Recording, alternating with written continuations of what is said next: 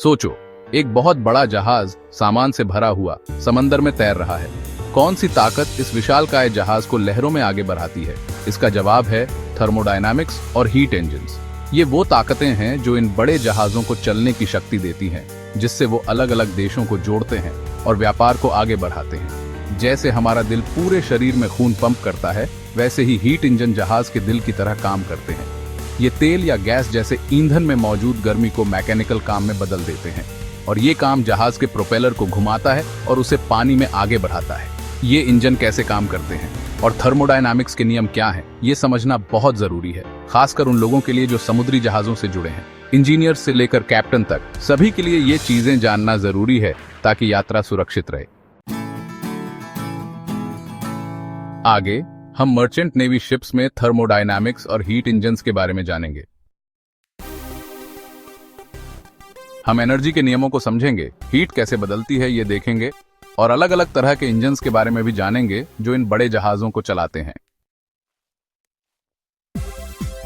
तो मेरे साथ चलिए और इन अद्भुत मशीनों के राज खोलते हैं जो हमारी दुनिया को जोड़ते हैं।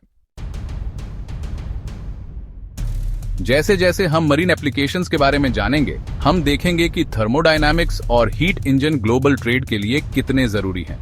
इन इंजनों की एफिशिएंसी से ही लंबी यात्राएं और दूर दूर तक सामान भेजना मुमकिन होता है। इन टेक्नोलॉजी के बिना आज जैसा ग्लोबल ट्रेड संभव नहीं होता। ये सोचना कमाल है कि कैसे ये सिस्टम काम करते हैं और दुनिया के एक कोने से दूसरे कोने तक सामान पहुंचाते हैं। तो चलिए देखते हैं कि ये इंजन कैसे काम करते हैं और दुनिया पर इनका क्या असर है। मरीन इंजन कई तरह के होते हैं, हर एक के अपने फायदे और इस्तेमाल होते हैं। मुख्य प्रकार हैं internal combustion engine, gas turbine और steam turbine. Internal combustion engine सबसे आम हैं, जो अपनी एफिशिएंसी और विश्वसनीयता के लिए जाने जाते हैं। गैस टरबाइन ज्यादा पावर देते हैं, इसलिए ये तेज चलने वाले जहाजों के लिए अच्छे होते हैं। स्टीम टरबाइन आजकल कम इस्तेमाल होते हैं, लेकिन कुछ खास जहाजों में अब भी इस्तेमाल होते हैं, क्योंकि ये कई तरह के ईंधन इस्तेमाल कर सकते हैं। हीट साइकिल मरीन इंजनों के काम करने के लिए जरूरी होते हैं।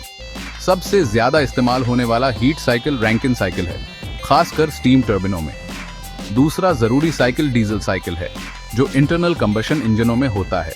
इन साइकिल को समझने से इंजन परफॉर्मेंस और फ्यूल एफिशिएंसी बढ़ती है। रैंकिन साइकिल में पानी को गर्म करके स्टीम बनाई जाती है, जो टरबाइन को चलाती है। डीजल साइकिल में हवा को कंप्रेस किया जाता है, ईंधन डाला जाता है और जलने से पिस्टन चलता है।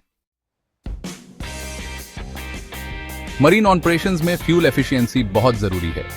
हर बूंद ईंधन से ज्यादा एनर्जी निकालकर हम खर्चा और प्रदूषण कम कर सकते हैं।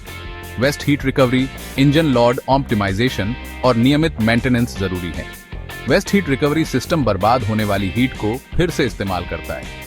इंजन लॉर्ड ऑप्टिमाइजेशन से इंजन सबसे अच्छी तरह काम करता है। नियमित मेंटेनेंस से इंजन अच्छी हालत में रहता है और एनर्जी की बर्बादी नहीं होती। मरीन स्टीम बॉयलर बहुत दिलचस्प तकनीक है। ये पानी गर्म करके स्टीम बनाते हैं, जो स्टीम टरबाइन या दूसरी मशीनरी चलाती है। स्टीम बॉयलर की एफिशिएंसी डिजाइन, ईंधन और ऑपरेटिंग कंडीशंस पर निर्भर करती है। नए मरीन बॉयलर में एडवांस्ड कंट्रोल और मॉनिटरिंग सिस्टम होते हैं। स्टीम बॉयलर के राज समझने से हमें समुद्री इतिहास में उनकी भूमिका और आज के समय में उनके महत्व का पता चलता है।